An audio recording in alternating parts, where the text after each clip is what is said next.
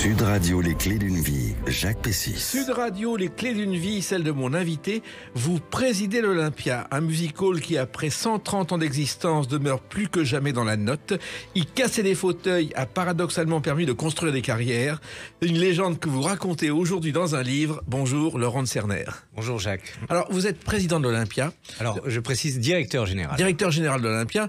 Vous êtes entré, je crois, comme financier au départ. Oui, effectivement, tous les chemins mènent à l'Olympia ou mènent à Rome. Ouais. En l'occurrence, pour moi, ça a été par les chiffres, par les finances, mais j'ai vite été contaminé par la magie de cette salle. Vous êtes passé des chiffres aux notes, en quelque sorte. Exactement. Voilà. Alors, c'est vrai que vous connaissiez l'Olympia avant d'y être ? Alors, j'ai des souvenirs de quelques concerts, des souvenirs d'enfance aussi.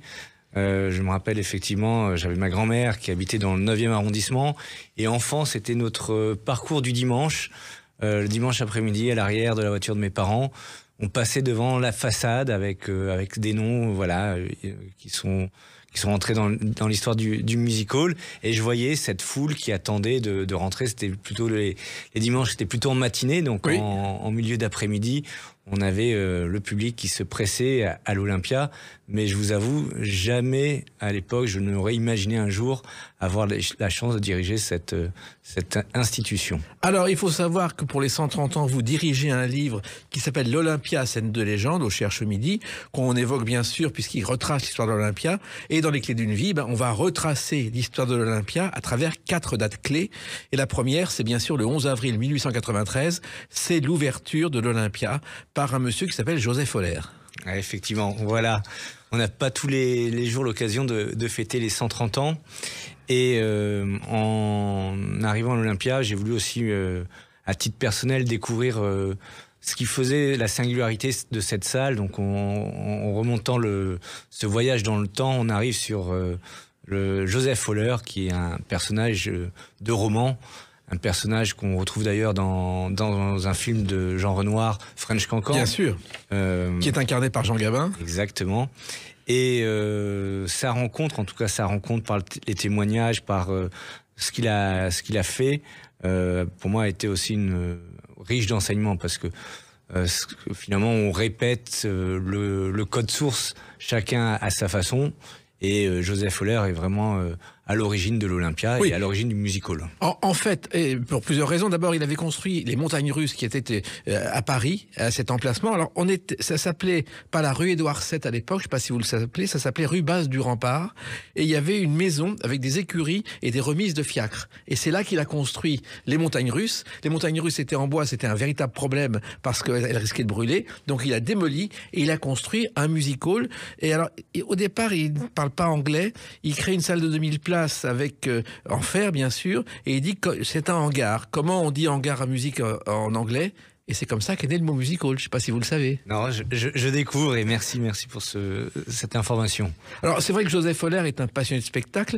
Il a créé le PMU, on l'a un peu oublié, parce que on lui doit aussi ce genre de choses. Ouais, effectivement, c'est lui qui est à l'origine du pari mutuel. Oui. Et d'ailleurs, il est à la croisée de beaucoup de chemins, et c'est un peu la personne qui va accompagner l'arrivée du divertissement sous toutes ses formes, puisque à la même époque, effectivement, l'Olympia Music Hall va naître, mais il y aura également le début des courses hippiques, des paris, et c'est lui qui est à l'origine du pari mutuel, puisqu'à l'époque, il y avait une autre forme de pari qui existait, mais qui était emportée, en tout cas inventée par nos amis anglais, c'était ce qu'on appelle les bookmakers, le bookmaking. Et lui, avec cette nouvelle façon de répartir les gains, va révolutionner le monde des courses. Et avec lui vont naître aussi un certain nombre d'hippodromes de la région parisienne, Longchamp, Maison Lafitte. Donc c'est un personnage vraiment haut en couleur, et il sera à l'origine d'une autre salle que je crois vous connaissez bien. Oui, le Moulin Rouge. Mais il faut savoir aussi que le pari mutuel, l'idée lui en est venue enfant, quand il était en Espagne. Il voyait des combats de coqs avec des paris. Et c'est comme ça qu'est née l'idée. Exactement.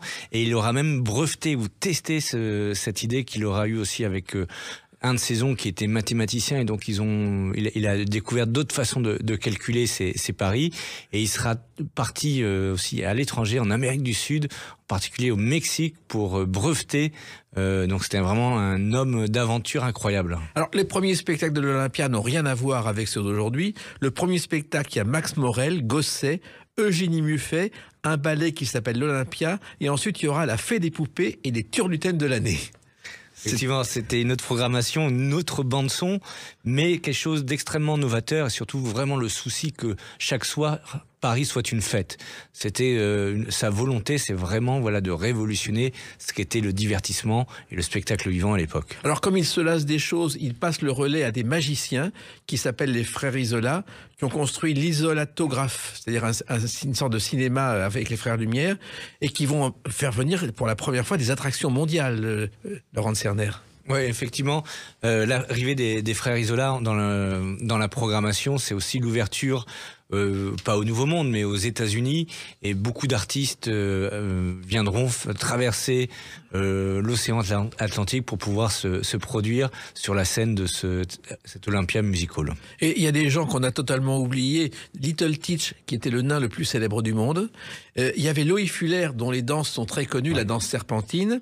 Et il y avait Houdini, le roi des transformistes. Ils ont débuté à l'Olympia. En tout cas, ils sont passés à l'Olympia, ils ont débuté. Houdini, effectivement, aujourd'hui, c'est encore un nom qui parle, le roi des magiciens, celui qui était capable de s'échapper de pratiquement tout. Malheureusement, il a eu un destin un peu malheureux en mourant noyé. Oui, exactement, et après avoir eu un accident assez particulier. Alors, il y avait aussi, à l'époque, ce qu'on appelait les cocottes. Liane de Pougy est passée à l'Olympia. Il faut savoir que les cocottes, c'était des femmes qui passaient le soir dans les music halls et passaient leur journée à séduire les vieux messieurs pour avoir des bijoux et de l'argent. Alors, effectivement, c'est l'époque des grands boulevards, des demi-mondaines. On a dans l'Olympia une salle un peu cachée qui s'appelle la salle de billard. Oui. C'est une salle, je l'évoque rapidement, mais effectivement, elle fut construite en hommage à Édouard VII, prince de Galles, futur roi d'Angleterre, et c'était au départ une académie de billard où les compétitions de billard avaient lieu, où s'affrontaient les meilleurs Américains contre les meilleurs Européens, et y évoluaient effectivement les cocottes et demi-mondaines. Voilà. Et cette salle de billard ensuite a été reprise dans les années 50. Il y avait jusqu'à votre arrivée des vieilles affiches, et c'est là où Bruno Cocatrix faisait ses auditions. Et un jour, il a passé un jeune garçon, il n'en a pas voulu au départ, et son neveu Jean-Michel Boris a dit il faut lui donner sa chance. C'était un certain Jacques Brel. Exactement, et on a aussi Dalida qui a fait ses premières auditions dans cette même salle. Oui, avant Musicorama. Alors, il se trouve aussi que Liane de Pougy était une cocotte qui avait une amitié avec Sarah Bernard, qui lui a dit « Vous n'avez aucun talent dans le domaine de la comédie, n'ouvrez la bouche que pour sourire, ça vous rapportera beaucoup plus. » Aujourd'hui, ça ferait scandale, une phrase comme ça. Oui, vous voyez, je ne l'ai même pas prononcé. Alors, il y a ensuite un autre journaliste qui arrive à l'Olympia, qui va devenir un maître de la revue, c'est Jacques Charles.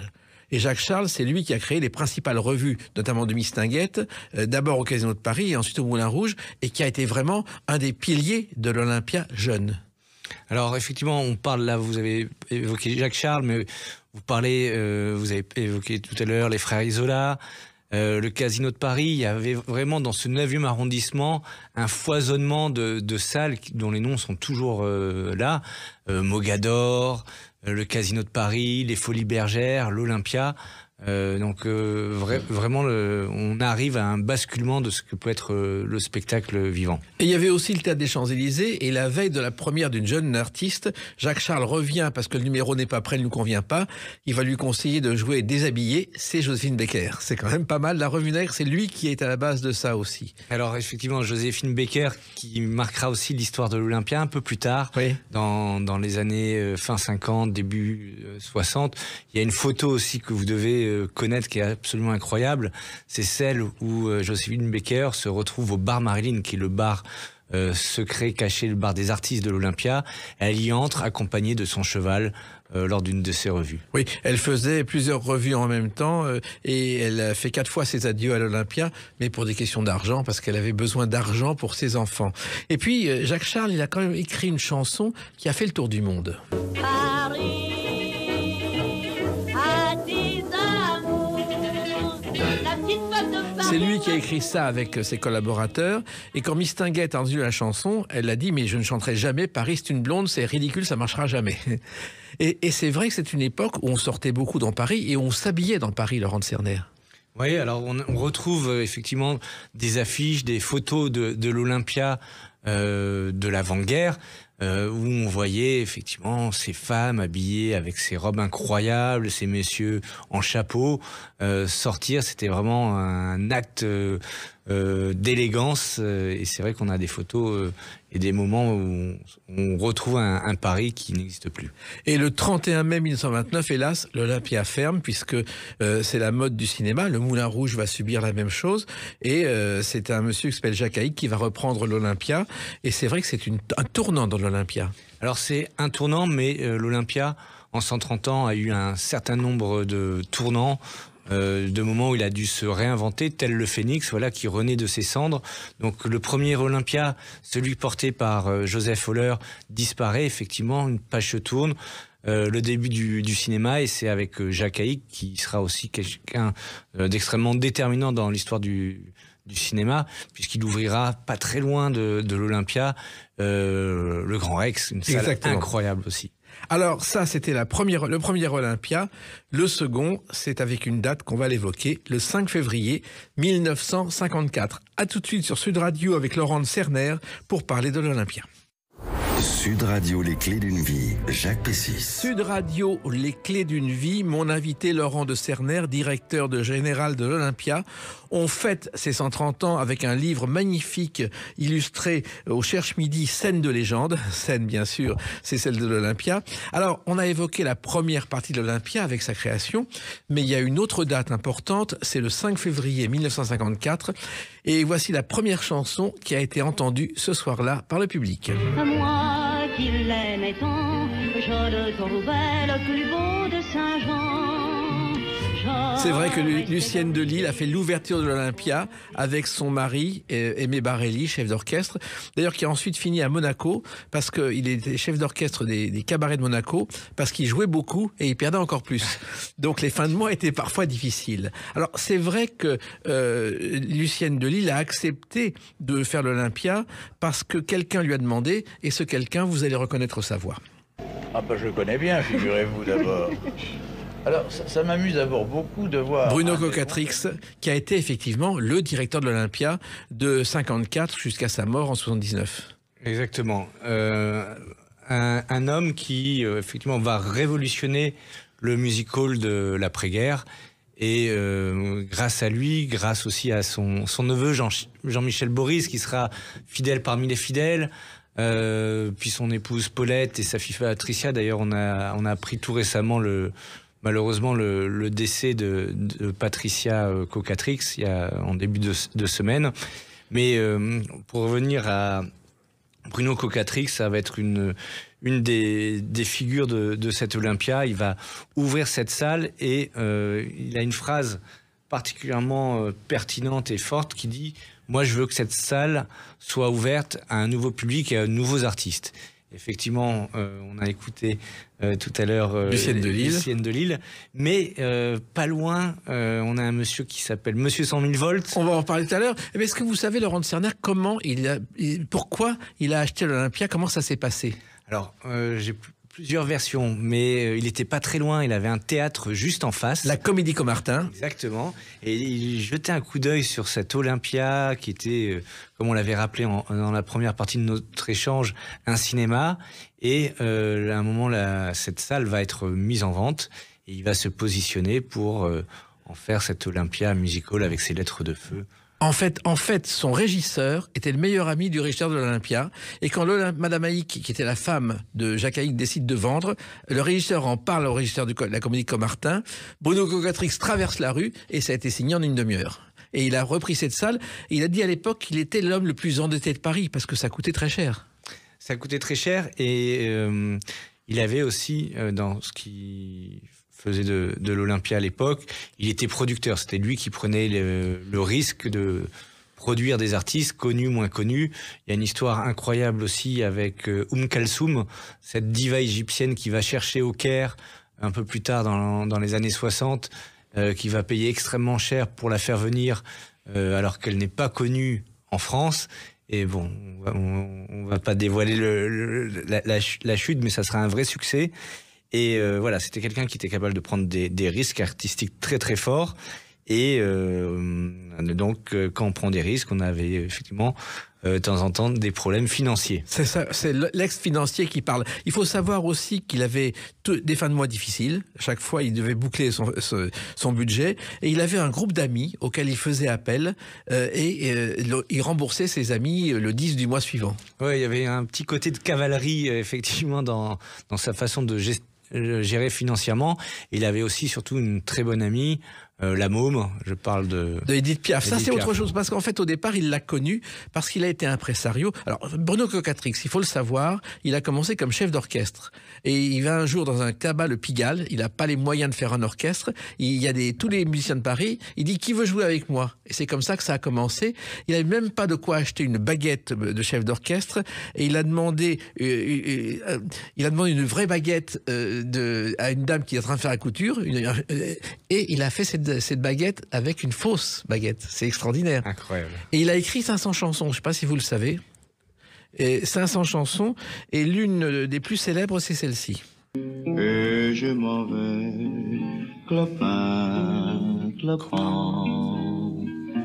en promenant mon cœur. Chanson qui a fait le tour du monde, écrite par Pierre Dudon et Bruno Cocatrix, créée par Henri Salvador, qui est passé très tardivement à l'Olympia. Oui.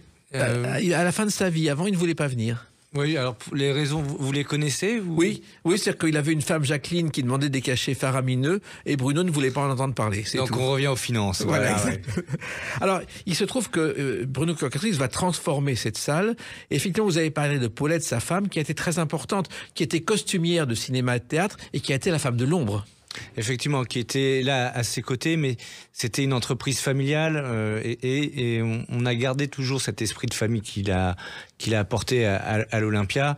Moi, je pense aujourd'hui à notre directrice de la programmation, Yvette Capoulade, qui a travaillé avec lui. Qui a travaillé pas avec Bruno, mais avec Jean-Michel, puisqu'elle est là depuis quand même 40 ans.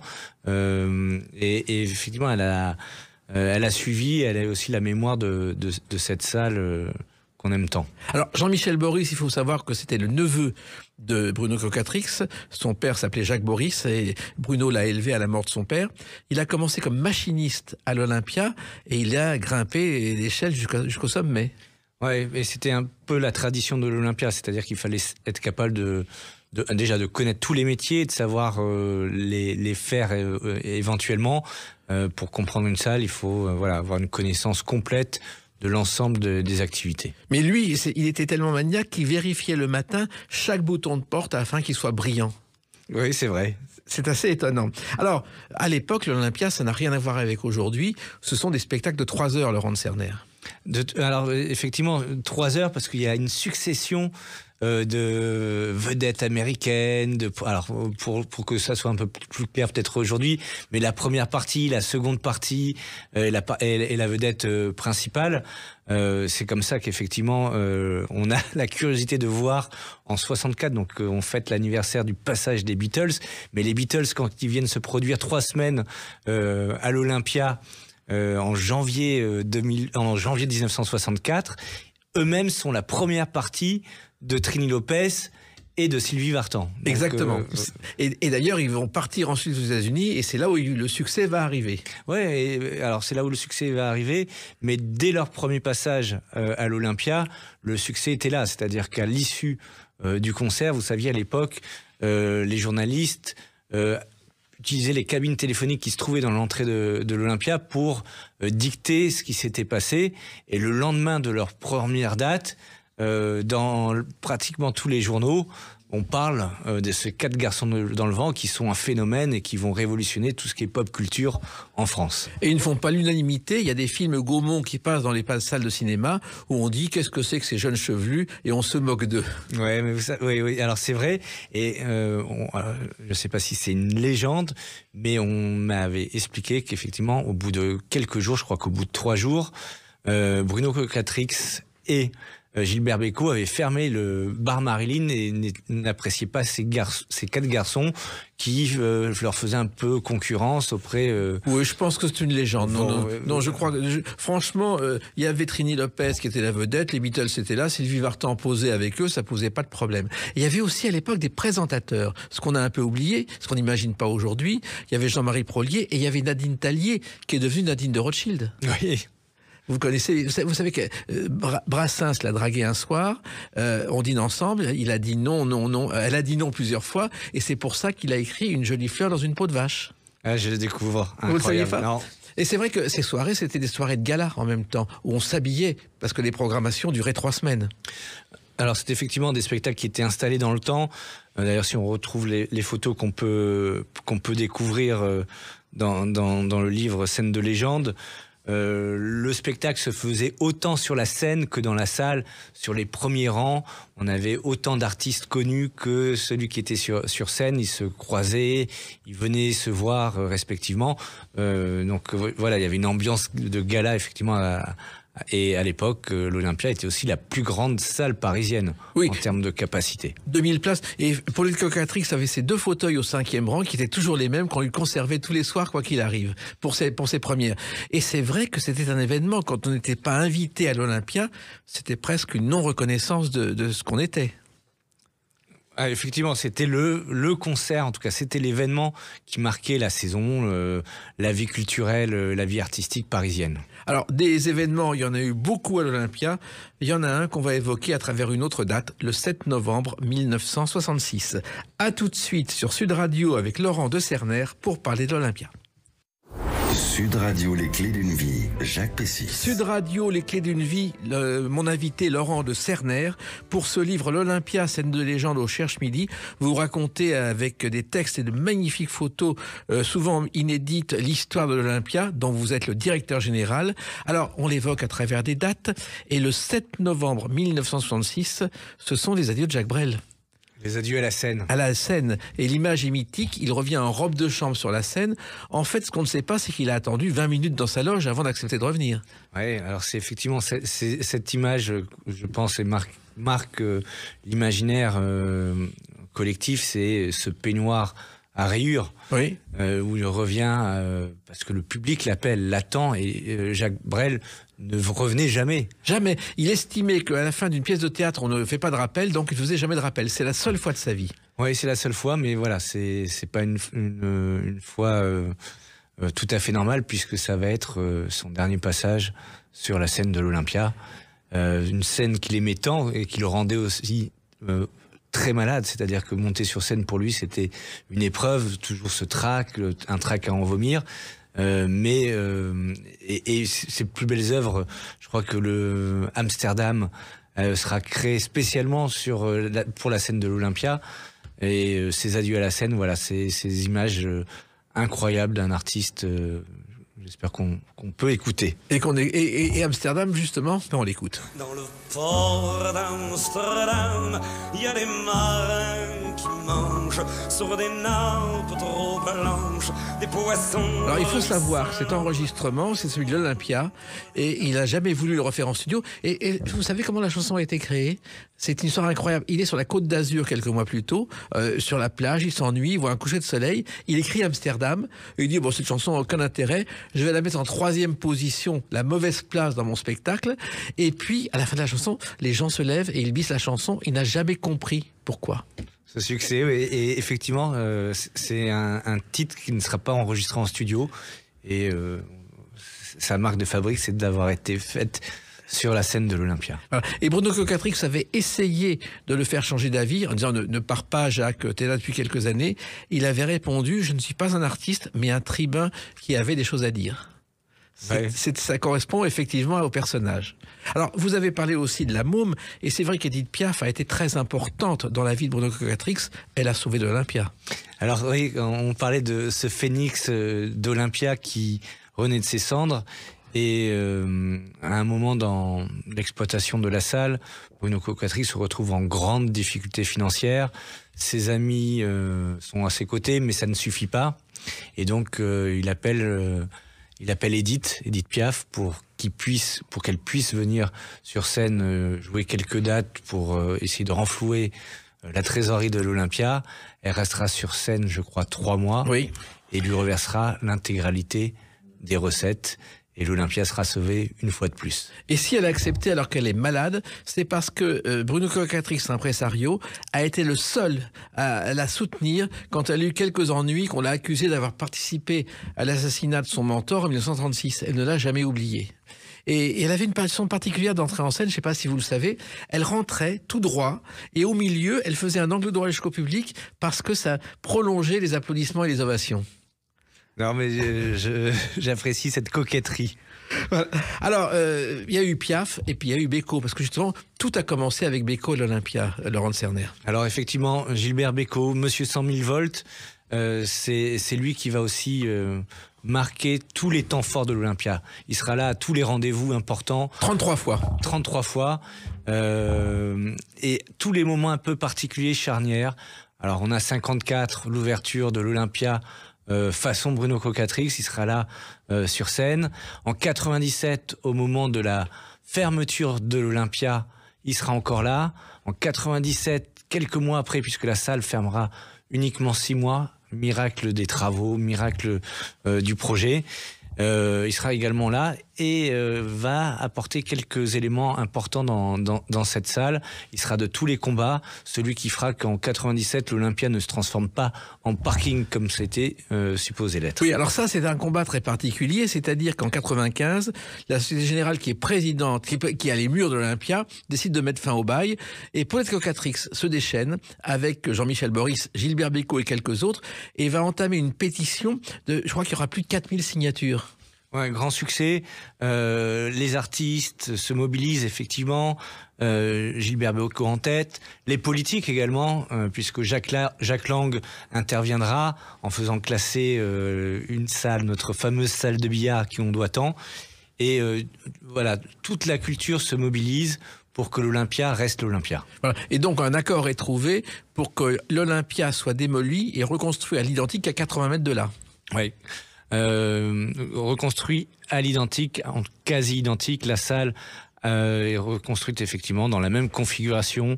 Il y a les mêmes défauts de patine, de peinture. On enlève juste 2 poteaux qui se trouvaient à l'entrée de l'orchestre. Ces 2 poteaux disparaissent, mais sinon la salle est reconstruite à l'identique. Il y a une translation, on déplace la salle d'une 30aine de mètres et on l'enfonce de 6 mètres. D'ailleurs, aujourd'hui, quand on se promène dans la salle, pour ceux qui sont un peu observateurs, qui seront au niveau des balcons, il y a une petite plaque au sol qui réside encore et qui marque l'emplacement de l'ancien pied de micro d'Edith Piaf. Oui, alors justement, Bécaud, qui a été un peu conseillé sur ce nouvel Olympia, a exigé qu'il y ait une fenêtre au-dessus de la scène pour que les âmes de Piaf, Trenet et les autres voient l'Olympia. Effectivement, c'est je pense, une des anecdotes ou un des éléments que je préfère dans l'histoire de l'Olympia, c'est cette notion d'âme, de transmission. Et Gilbert Bécaud, effectivement, lors de la réalisation du nouvel Olympia, avait fait installer cette petite trappe qui permettait à tous les artistes qui étaient passés de l'autre côté de continuer à avoir un regard sur ces nouvelles générations qui se succèdent les unes après les autres. Et moi, c'est ce que je ressens aussi, c'est que c'est une salle où on n'est jamais seul. Il y a une atmosphère, une âme qui est là. La salle existe par elle-même et elle a ce regard bienveillant sur les carrières des artistes. Et aussi, c'est une salle qui est imprégnée que d'ondes fantastiques. Il y a eu tellement d'applaudissements, de rires, de joie. Voilà, c'est marqué, ça a imprégné l'endroit. Et Bécaud était tellement attaché à cette reconstruction que un jour je suis dans les coulisses, il me prend par la main, il me dit viens voir.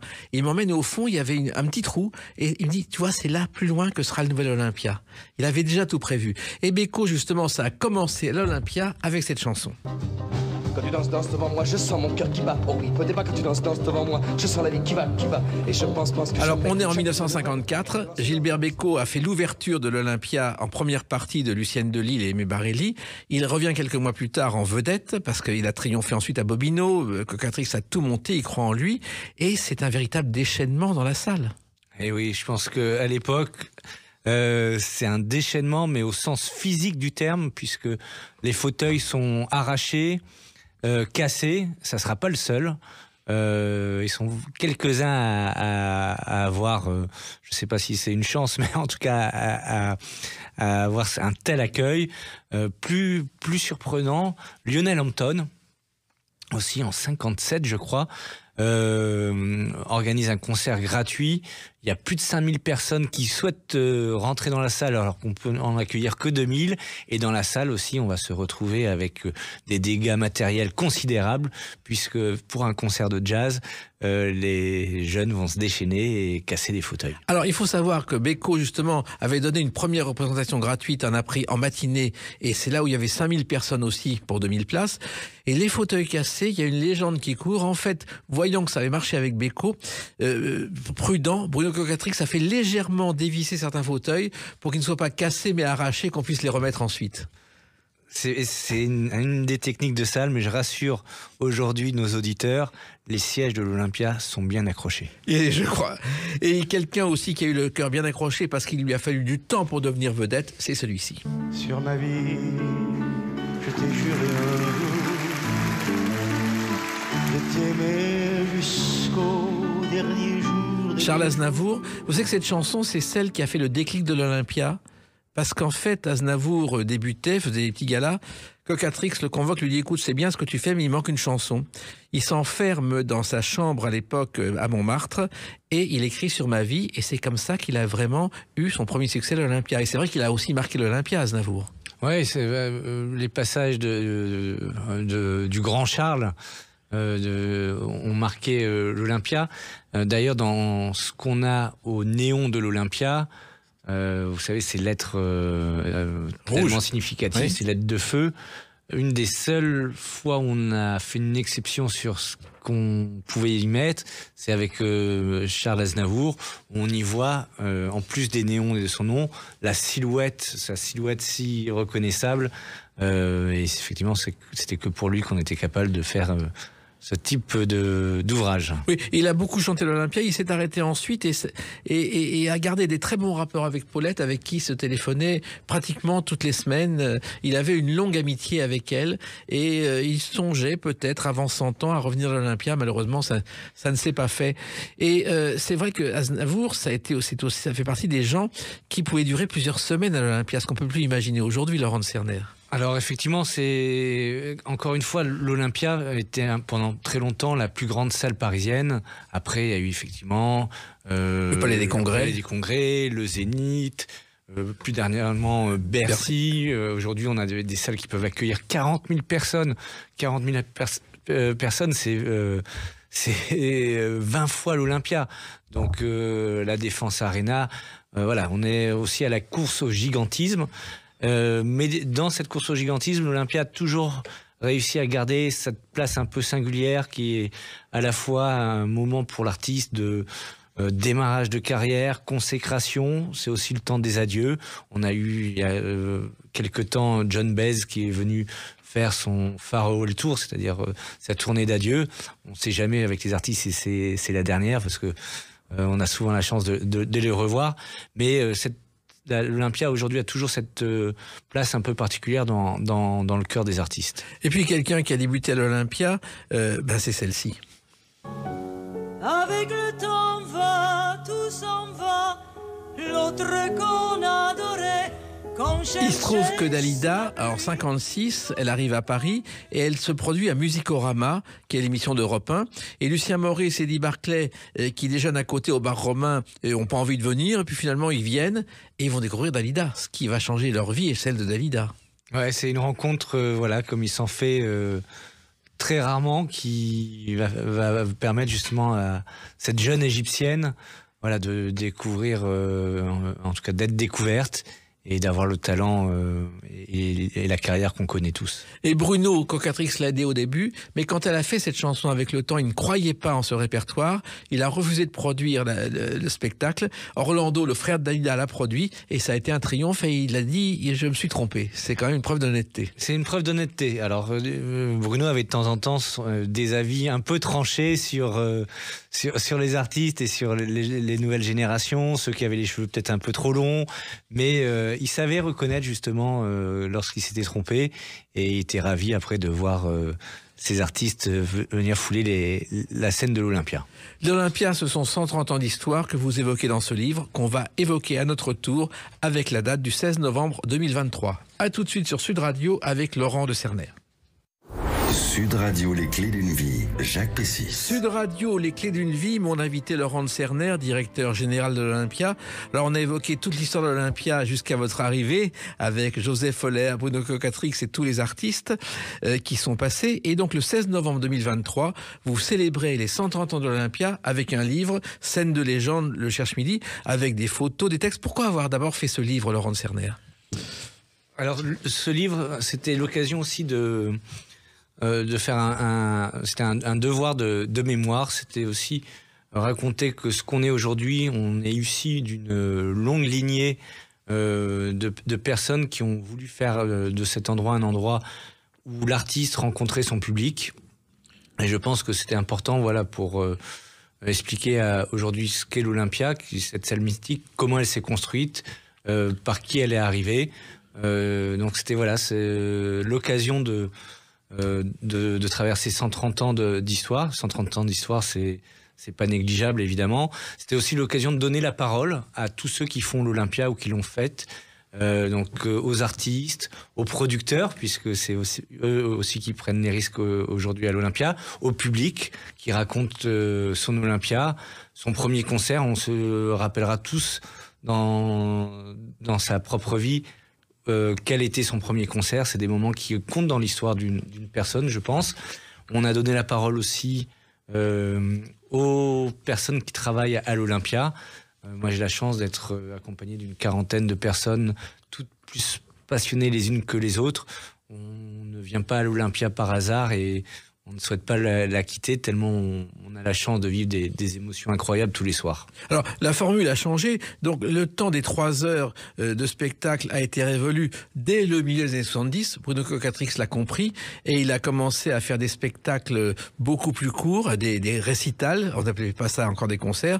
Je crois que les premiers, c'était Michel Fugain et le Big Bazar, qui avaient répété pendant 1 an et demi au dernier étage dans la salle de danse et qui ont débuté à l'Olympia. Mais c'est vrai qu'aujourd'hui, les spectacles ne durent plus 3 semaines, mais 2 jours ou 3 jours maximum.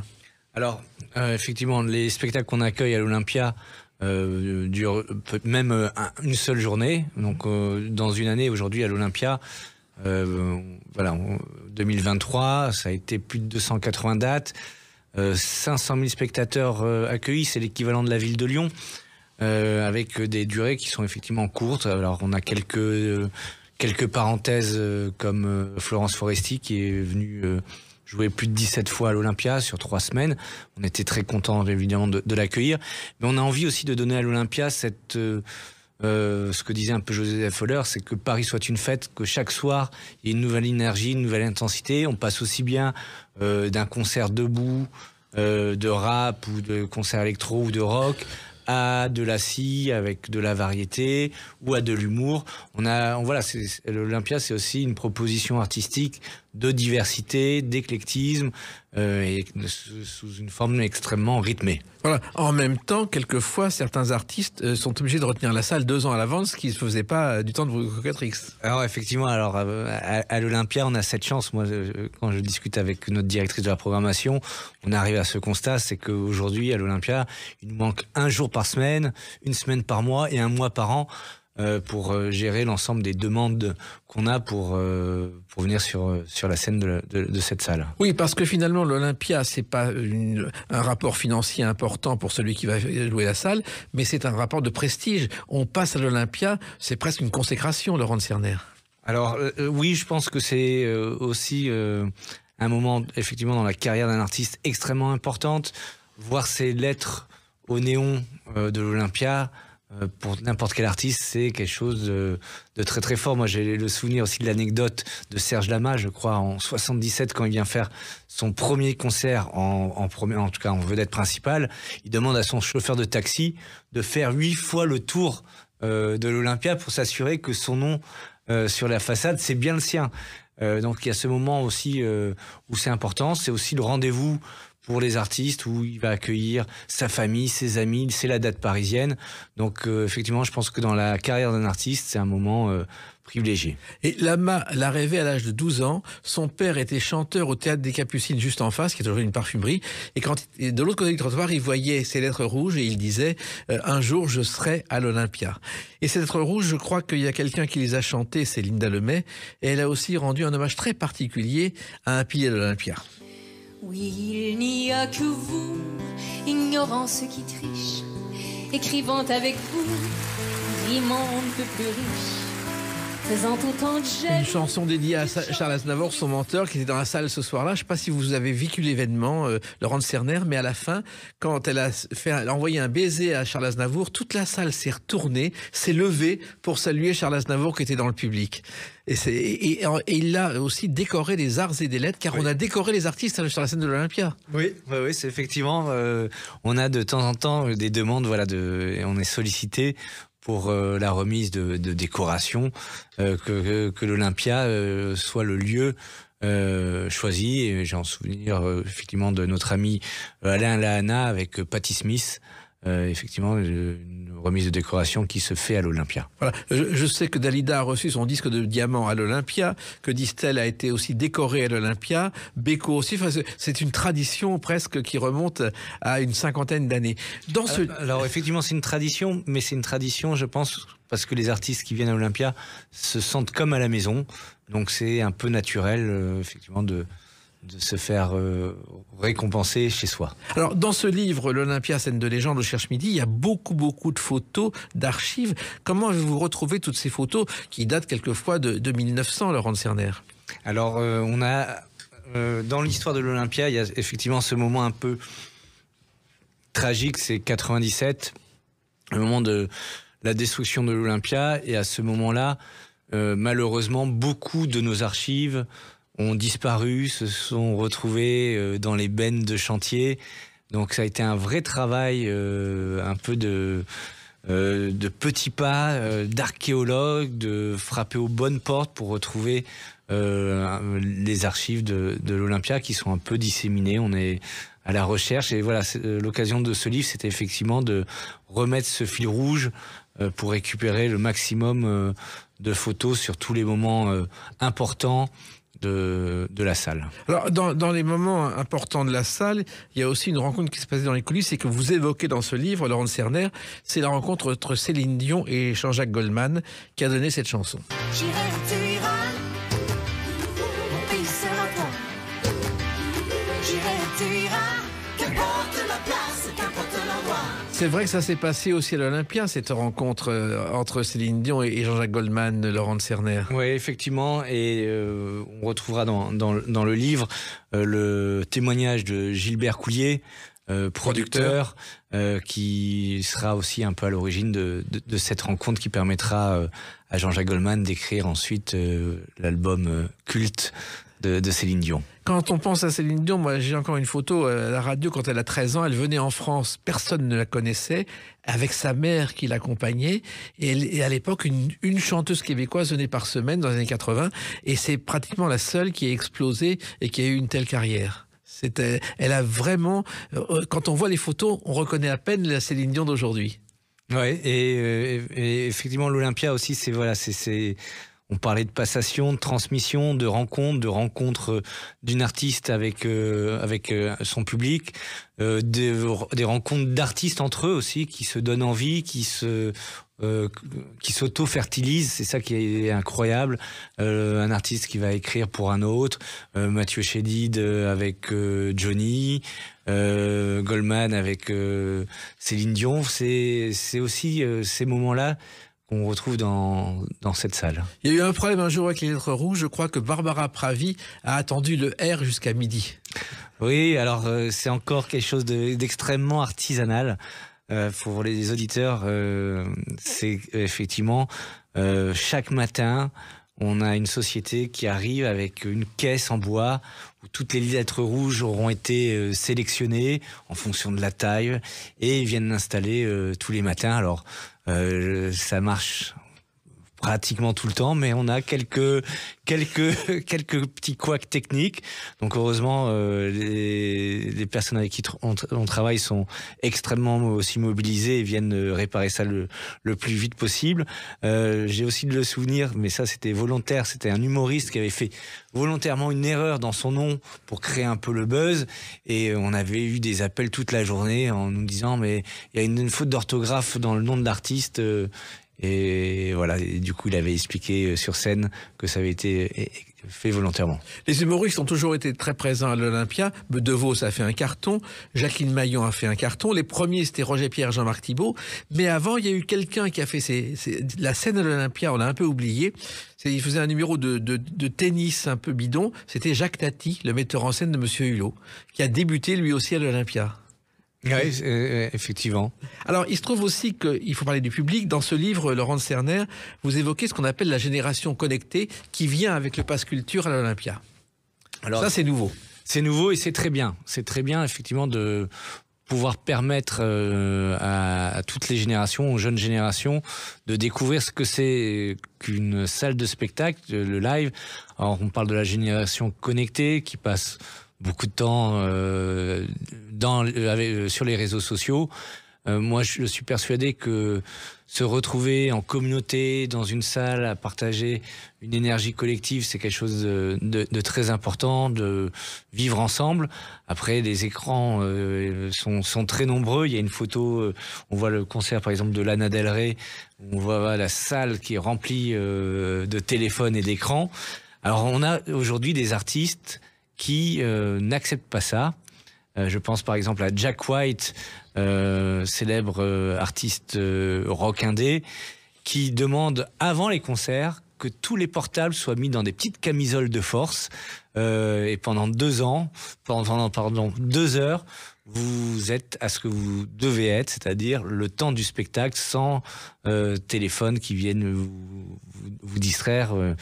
Et il vous propose après, si vous voulez, il y a un site où vous pouvez récupérer les photos ou quelques images du concert, donc vous avez quand même un souvenir de ce concert. Et parmi les exigences d'artistes et d'humoristes, il y avait Fernand Reynaud qui ne supportait pas le moindre bruit. Et un jour, au 4e rang, il y a deux personnes qui commencent à ouvrir un paquet de bonbons. Il a arrêté le spectacle, il est descendu sur scène dans la salle, et il a pris le paquet de bonbons et dit « je vous le rendrai à la fin du spectacle ». C'est assez extraordinaire aussi. Alors, il se trouve aussi que vous évoquez les coulisses dans ce livre avec les loges, avec le fameux bar Marilyn. Je crois qu'elle a exercé de 63 à 93. C'est vraiment aussi, ça fait partie de la légende de l'Olympia, Laurent de Cerner. Ouais, effectivement, ce qui se passe au Marine reste évidemment Marilyn, donc on ne donnera pas toutes les anecdotes, mais c'est vraiment un lieu qui a été pensé pour les artistes. C'est le seul bar privé backstage payant à ma connaissance en France, et c'est un bar qui a été créé à l'initiative de Bruno Cocatrice, qui voulait un endroit un peu confidentiel, chaleureux, et la personne qui s'en est occupée effectivement se nommait Marilyn, et elle a été présente plus d'une 30aine d'années, et c'était une femme au fort caractère. Attention à celui qui ne s'acquittait pas de sa dette. Attention à celui qui disait du mal du patron, à l'époque Bruno Cocatrice. Il y a d'ailleurs une anecdote avec Marcel Amont, oui, où ils sont restés brouillés, où Marilyn est restée brouillée avec Marcel Amont plusieurs années. Et quelques années après, Marcel Amont, qui n'avait plus droit d'accès au bar Marilyn, a voulu faire la paix. Donc Marilyn a dit bon d'accord, on oublie tout, et elle a sorti son petit carnet et elle lui dit « mais tu me dois temps de la dernière édition qu'il lui avait laissée. Voilà. Et elle a aussi empêché Johnny de boire en disant arrête, t'as assez bu ce soir.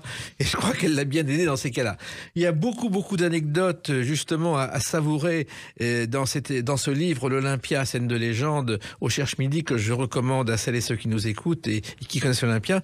Et puis vous allez continuer dans la même direction maintenant, Laurent de Cerner, parce qu'il y a 130 ans, 140 ans, 150 ans. Oui, chaque année on a l'occasion de célébrer soit un mouvement culte important de l'histoire.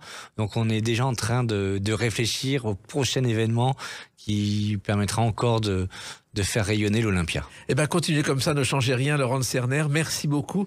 L'Olympia, scène de légende, c'est au Cherche Midi. Et les clés d'une vie, c'est terminé pour aujourd'hui. On se retrouve bientôt. Restez fidèles à l'écoute de Sud Radio.